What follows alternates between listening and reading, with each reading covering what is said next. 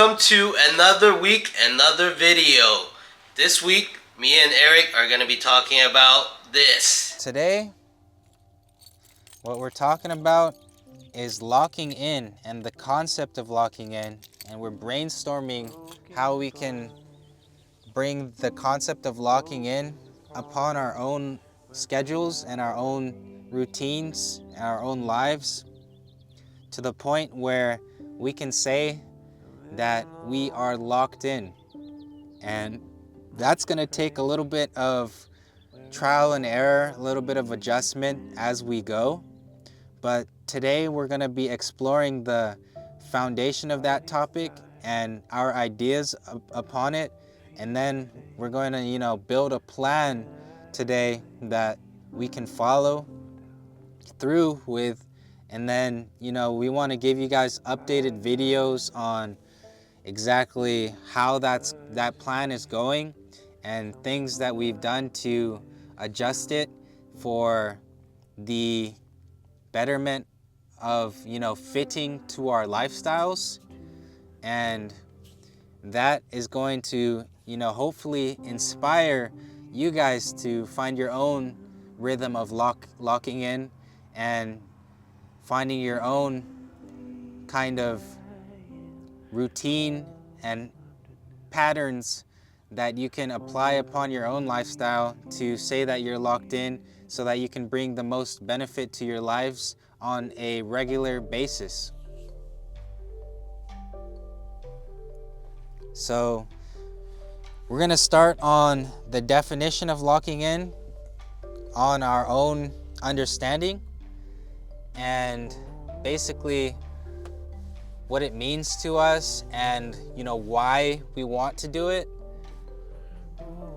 So I'll start it off by saying I believe that locking in means that the concept that you can explain to yourself of this lifestyle that you're living and the action that you are living, they both align to the point where the action follows your words.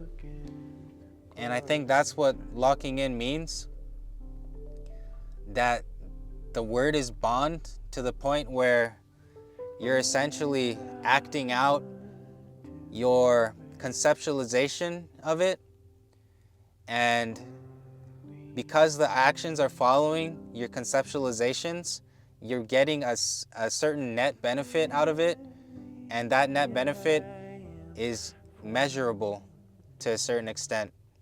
So locking in is your conceptualizations formed into actions, and the accuracy, behind it, if you're 80% locked in or 100% locked in, then that's gonna also vary based on how familiar you are with your conceptualizations.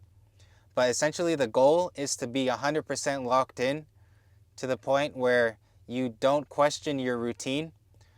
But that's gonna take, time and effort to get to that point. And I think you should always say that you're not a master at your craft yet. So you should always have questions to a certain extent. So, being locked into 100% is not necessarily the goal. You want to be like a high percentage of locked in, but you want to have that little leeway, that little wiggle room for growth and adjustment, so that, you can always have the room for improvement in your routines and in your lifestyle habits. And yeah, I think that's like the main idea that I have around being locked in, just that in general. Yeah, it's interesting. The way that we're describing locked in is very different. And the way that I hear what you're saying in terms of being locked in means the precision, accuracy, and the ability to basically realize what someone has in their mind, right? And That's a beautiful way to put it.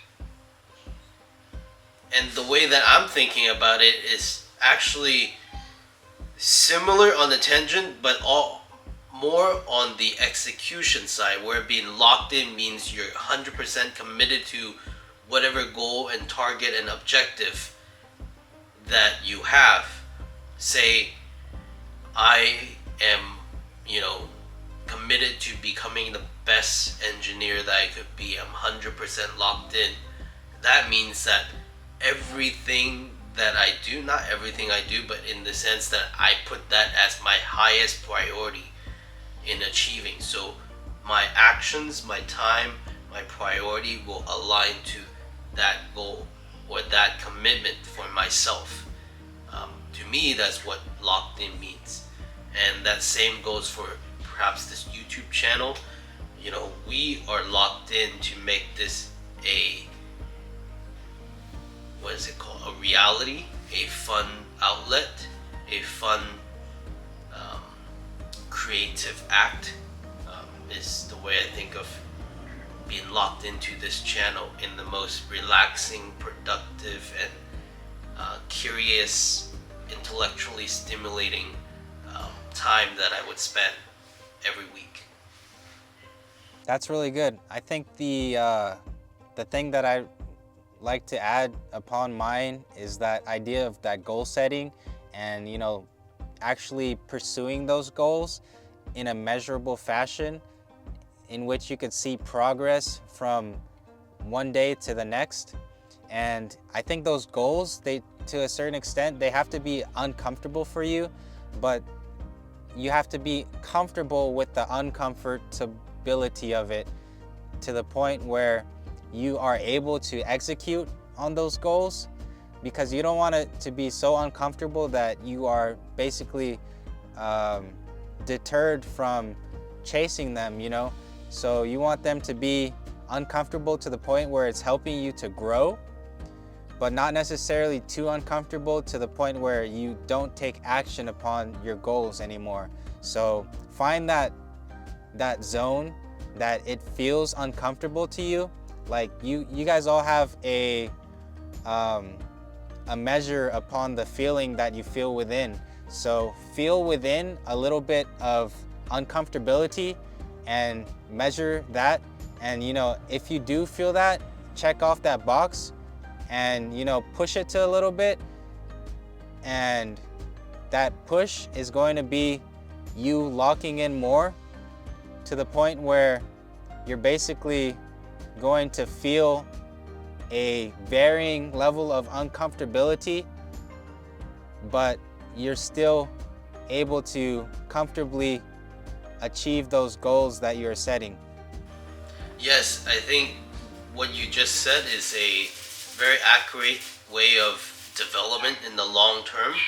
Just like the way we go to the gym, where we want to feel some stress on the muscle, some discomfort is good, but you don't want to go so hard to a level where you're hurting yourself, or you're in so much anxiety or discomfort that you're basically in shock. So you want to get comfortable with some level of discomfort, so we're constantly growing, right?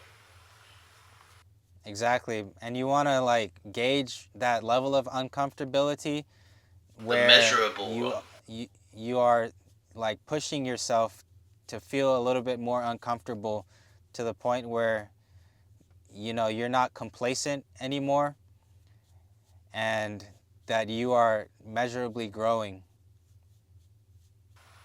Beautifully said. So what are you locking in for this year that we want to keep track of for the year, and we're going to give ourselves an update every month to that goal? Could be one or two of your highest priorities. What do you think? So I think that my health is my number one priority. So I have this medicine cabinet in my van that has a variety of different herbal medicines and basically things that help the health of the liver and the cardiovascular system to be abundant and thrive.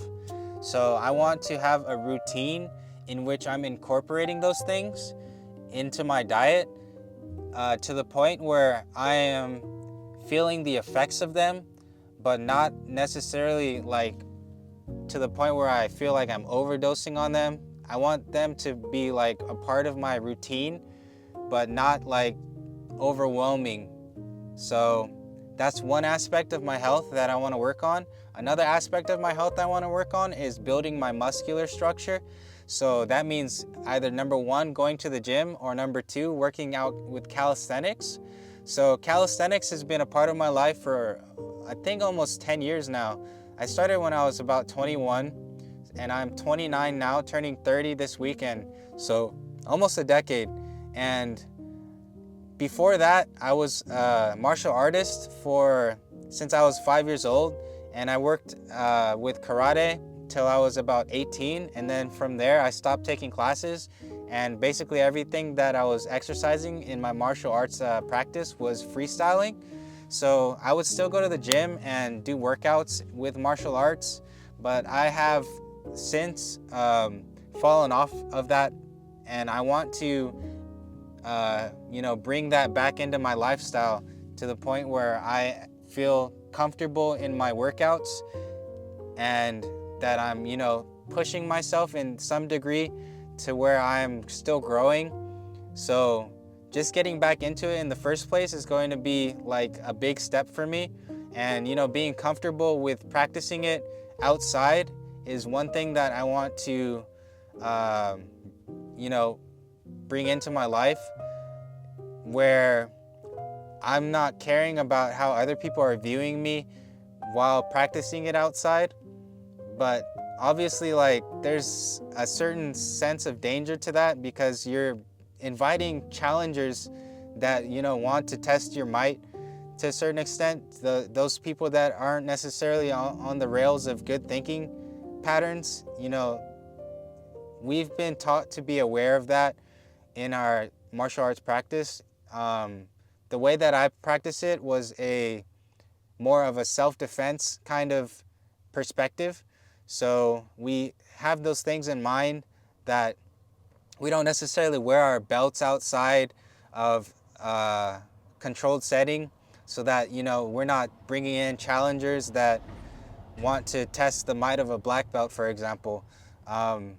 So that's one aspect that I want to bring into my routine, is practicing martial arts outside, at a park or something like that, where I am still pushing myself, where I'm learning, and where I'm exercising my body, so that I'm getting the full ranges of motion of my punches, my kicks, and everything like that. So I'm still comfortable with fighting.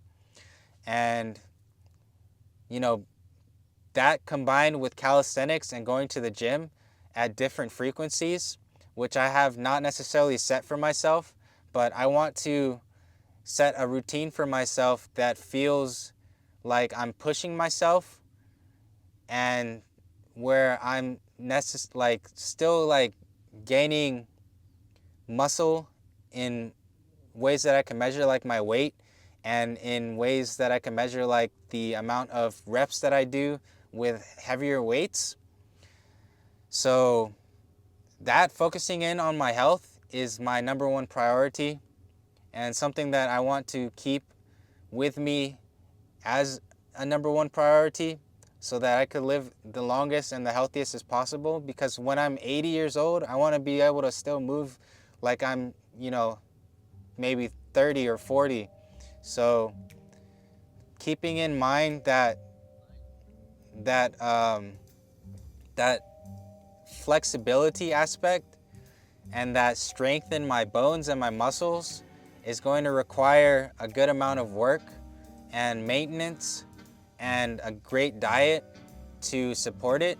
So another aspect of all that is obviously the diet. So I have to flesh out a eating plan for myself, where I'm getting enough calories in the day, I'm getting all the nutrients that are necessary, and, getting all the supplements that I think will help to benefit me For example, sea moss is something that I have a large quantity of, but I don't necessarily take it because it takes a process to make the sea moss gel. So that's something that I want to incorporate as well. Um, yeah, so my whole diet, the caloric intake to build muscle and to also find a balance between that and fasting. So I want to fast often enough to where I'm not necessarily losing a lot of weight, but I'm letting my organ systems giving my organ systems a chance to recuperate their energy losses, and basically get to a point where they're in pristine condition. And eventually, like, I want to do a fast that's long enough to guarantee that I don't have any parasites in my body. So that's going to be something that's going to be taxing to the point where basically, like, I'm going to have to not eat for a few weeks probably to guarantee that those things are out of my body, um, and starve them out to the point where I'm not going to die, but they're going to die. So that's like a crazy. I think the science. I think that scientific term is called autophagy, right? Autophagy would apply to self. I don't think parasites are necessarily self related. I mean, if you have parasites that are within you, I think it would be some different type of Latin word that would describe that. It's more of a battle against an entity that is separate from yourself. Autophagy, the word auto means self, right? So, and phagy, I think it means death, something like that. I'm not exactly sure. I'll throw it on the screen so you guys could get a real definition of it. But yeah, you know, my own cells, they will take a hit, and the weakest ones, they are eliminated, and then my body will take the resources from those weakest cells to build stronger cells using, the stem cell technology that the bodies naturally have, and, build the strongest possible vehicle for my consciousness to thrive in. Yeah, that's powerful. Before you get too far into it, I want to just step back. And one thing we talked about is having measurable goals. You talked about exercise, you talked about martial arts, calisthenic, practicing outside, having a great diet with incorporated fasting, with sea moss, and controlling your caloric intake and nutrients. How, what are you aiming to make it measurable? So some things that I can make measurable are the number of calories that I'm taking in from day to day, the number of times I'm going to the gym, and I'm shooting for like 5 times a week where I'm having workouts, not necessarily going to the gym, because at the same time, I'm trying to not drive as much, just because like it costs a lot of money to support a van in gas money, and I'm trying to save dollars. So I'm gonna have to be creative in my workouts to still get the expression of my muscular performance in calisthenics that you know, that I would get in the gym. Um, I'm thinking about like buying some sort of weights that I could work out with, but I don't want to necessarily lug that around everywhere. So right now I've got my Dragon Slayer, the giant wooden sword that I could swing, and I'm working out different ways that I'm using my muscles to swing that thing around. And it's been very cool to be creative with it, to find different leverages in which I'm carrying something that feels way heavier than the sword actually is. But when it comes down to being measurable goals, that stuff I'm gonna have to brainstorm on, and find that range of comfortably uncomfortable. Okay, so that'll be an update for our next next episode on our monthly update, which will create a video every month to talk about the progress we've made towards these measurable goals, right? Yeah, and I would say that the goals should be something that, yeah, something that you are pushing yourself at the initial, and then you dial them back based off of, you know, your fatigue levels, and then, that way you can find something that is uncomfortably comfortable. Man, I feel like my goals are pretty fun because I'm at the state of life right now. Now that you mentioned your goals, I want to just dive in a little bit about what my locked ins are for this 2025.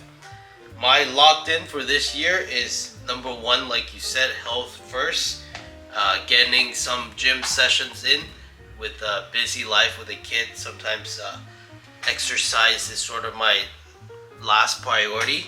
However, having a strong physical body is very important to being a good dad. So I want to get my neck better after years of bad posture and computer use. I think I have very much tightness on my neck and my shoulders.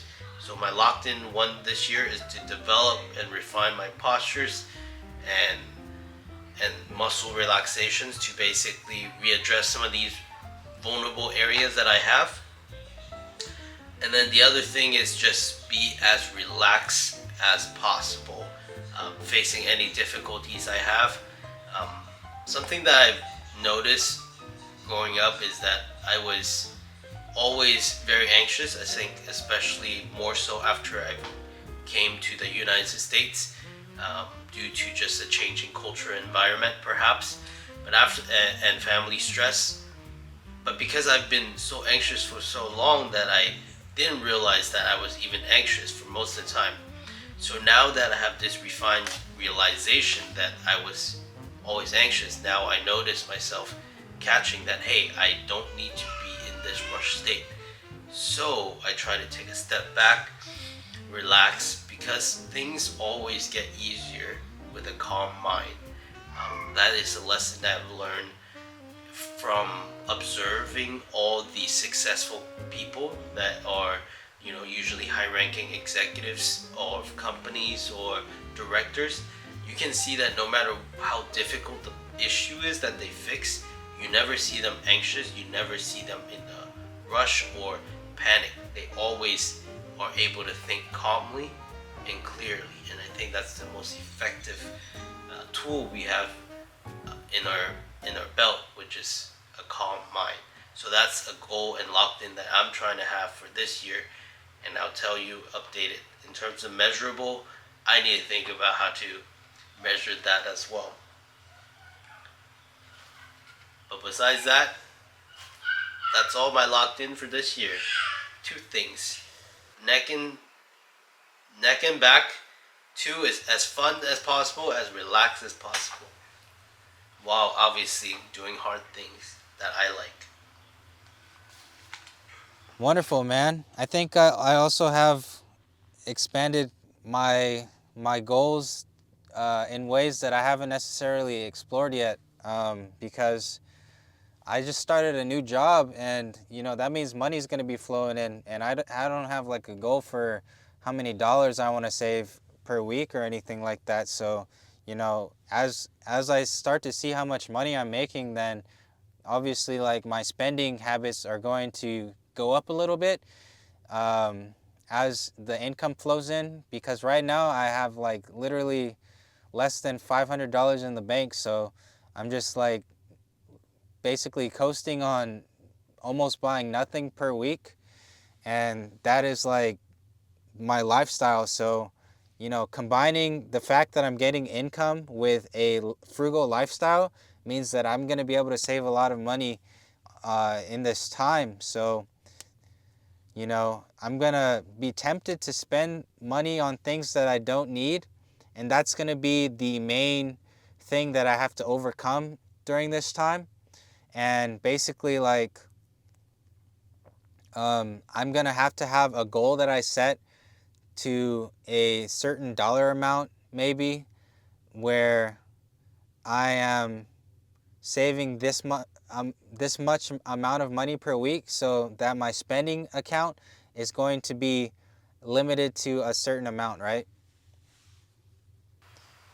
Yeah, I mean, financial management is a skill, um, and I think I've always been pretty decent with numbers. So I think, and I work really hard. And I, we connected with you during one of my lowest times financially, so you know how I am on that end. Um, but congratulations on the new job, and it's exciting that you're gonna have money flowing. And as we both have this locked in to create this fun creative act of content, maybe we can think about a monthly contribution for continue to make this channel prosper. And for those people that want to support us and buy us coffee, maybe they can give us a coffee here, right here. What about this? Yeah, what do you think? A Sweet. little monthly budget for your from our salary to grow this channel. Yeah, I don't know exactly how we're gonna spend money to grow the channel. I think it's gonna be mostly raw work when it comes down to it, especially like starting out. We're just like babies right now, so um, I think you know putting in time and effort, and then having the balls to post videos that are gonna expand your minds. I think that's like one aspect of it, because things that we want to talk about aren't necessarily mainstream, and that means that we're gonna have to dig in deep to find those perspectives that actually like resonate with people, and express them in a tangible, understandable methodology where you guys can take that information for yourselves and apply it to your own lives. And that's something that we want to bring on this channel, is kind of like the traditional red pill. um, what the traditional red pill brings is like an awareness of the fact that you're changing and that you're improving. So we want to bring like concepts that aren't necessarily mainstream, stuff that you don't necessarily think about on a day-to-day basis, and bring those into videos, and then explore those topics with you guys. And if you guys have questions or comments, suggestions, anything like that, please leave them in the comments below, so that we can improve our own perspectives, and bring those perspectives that you guys might have into our own videos and explore them. More content is always a good thing. Yes. And in terms of the expense, there's a lot of things we can actually explore on more subscriptions, and more on brothers audio content or video content. And then if we want to go and visit any places, get together, those are all possibilities that require some expense, right? So I think having a small account that continue to grow and stacking up month to month, if we have that fund, then we can decide how to utilize that fund as well, right? I think that would be interesting to have. Absolutely. So we can go into how we're going to measure our goals now. So we'll think about some ideas of how we can do that for ourselves, and then we'll get back to you like instantaneously on the edit. But we'll get back to you right now, I guess. So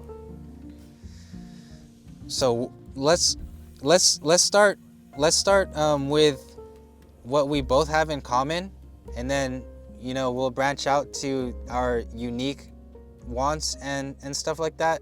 But something that we can both talk about is like our workout habits, and finding the time within our schedules to do that. And Oh, I think I'm workout gonna fasting is the two we have in common.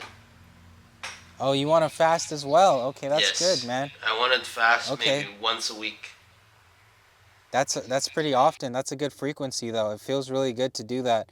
Like I think our bodies are strong enough to overcome a lot of the difficulties that we push it through, but definitely like once a week fasting is like a good frequency to where your body is going to be able to recuperate its losses and basically, cleanse out the system to the point where they'll last a long time.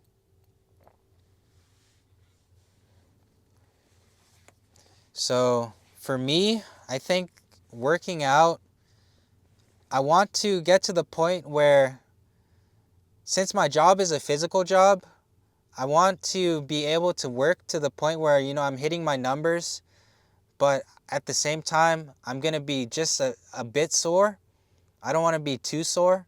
So I'm going to have to find the frequency of working out that aligns with that ideology of being a little bit sore so that I know that my muscles have room to grow, and be basically like not being tired to the point where I can't perform at my job. So I think I'm gonna start off with working out at least once while I'm not working, my days off, working out at least once, like maybe a gym session then, and then maybe like while I am working, I'll do calisthenics. So maybe, the gym, I'll hit it once a week where I could expand the possibilities of, weight training, maybe like on my first day off, and then I'll have the next 2 days off to rest. And then that would be good recuperation for the week. That is until I start to work overtime, which I do plan to do as soon as possible. But I think for now, what I'm gonna do is calisthenics every day that I'm working, and then the gym one time, and then take 2 days off.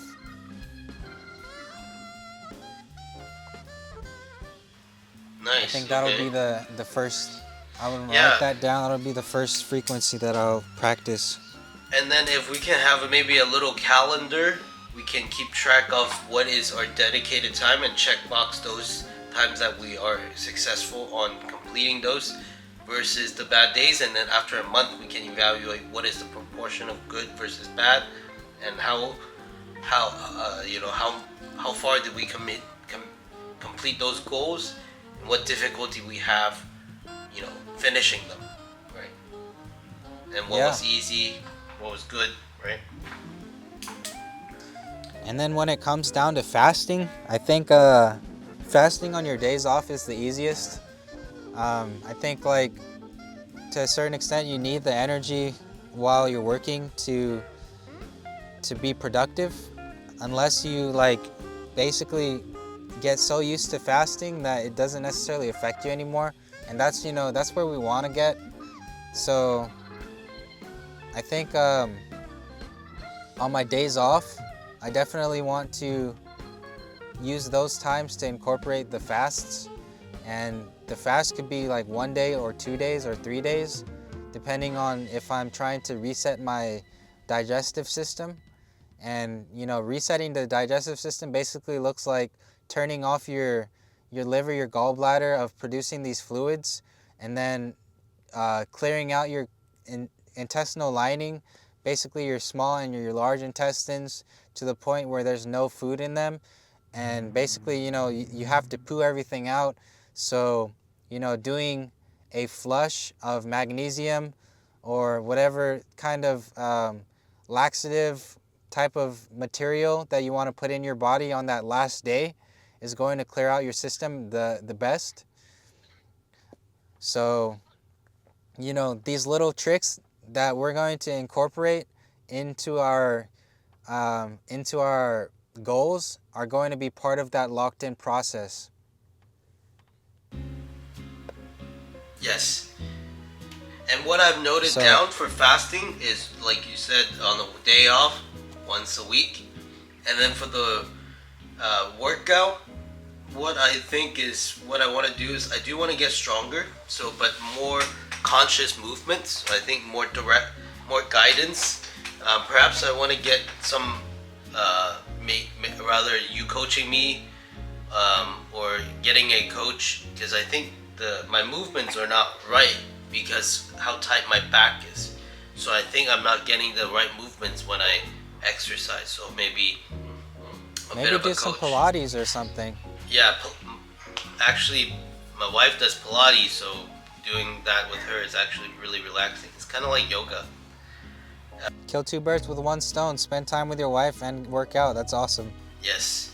And then for the other thing about being as relaxed as possible and as fun as possible, I think that's more of a mental task.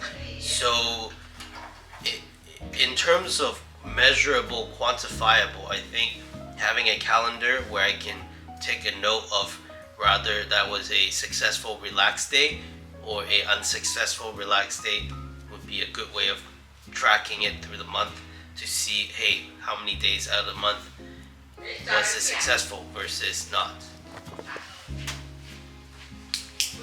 Yeah, so I think Very those good, three Jane. things, very good, very good. And a month from there, I think we can show perhaps if we have any targeted physique change that we're aiming for, and we can give us some pats on the back. And for those people that want to join us on this journey, you know, note down what are you in and locking in for 2025, and how are you going to measure it, and let's have a feedback 1 month from now, see how you're doing, see how we're doing. Let's keep going together. So, one thing that we didn't explore yet that I think is extremely important is the incorporation of routines. So, I think like a morning routine and a night routine is the staple of the routine sphere. Basically, some schedule that you set for yourself in the morning where you're accomplishing few tasks, and building a habit of something productive like stretching or reading, something like that, in your mornings. And then, at night you might also, pick up a book again. But basically, like, what do you think are good topics or good subjects that you can incorporate in your morning routines and in your night routines? Yeah, let's hash that out. Let's hash that out separately. Yeah, I think we're good.